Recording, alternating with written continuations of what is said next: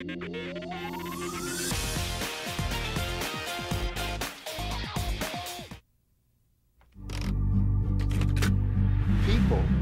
they want to take a bite out of the Big Apple, huh?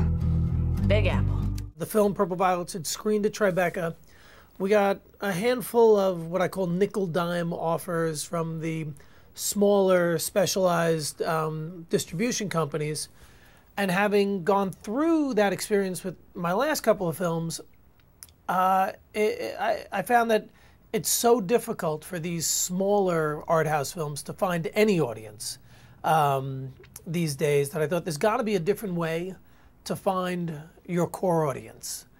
And in brainstorming, thought, well, look how iTunes has revolutionized the way people are buying music.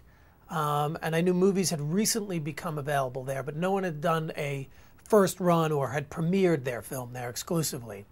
I had a friend at Apple. I called them up. I said, do you think you guys would ever be interested in this? And they jumped at the idea. And we spent the last 6 months, since we're the first film doing this, trying to iron out the kinks and figure out, well, how exactly do you release a film digitally as a first run film?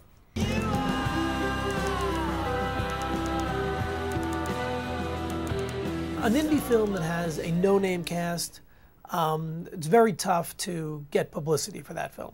My films have always had names in it, so you know, you can get Deborah Messing on Conan, and Selma can do, you know, Good Morning America, and, you know, I can go do the Howard Stern Show, or the kind of mainstream national press that little movies don't tend to warrant getting that kind of publicity. Yet my films are released the art house way, in that you're released in New York and LA, and that print may not get to the art house in, you know, St. Louis or Columbus, Ohio, until 2.5, 3 months later. This way, if you're a fan of, you know, an Ed Burns movie and you see this interview, that night you're going to be able to go to your computer and download the movie. So that's why we're hoping that this experiment is going to work. The only difference in releasing the film on iTunes and sort of the way an audience would traditionally find a film is the iTunes digital download window has replaced the theatrical run window. So we will run for 2 months exclusively on iTunes, but then the movie becomes available on DVD, and if you want to get it through Netflix, you can do that.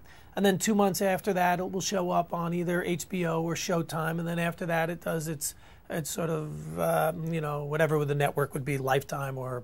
So it's the only difference is this replaces theatrical.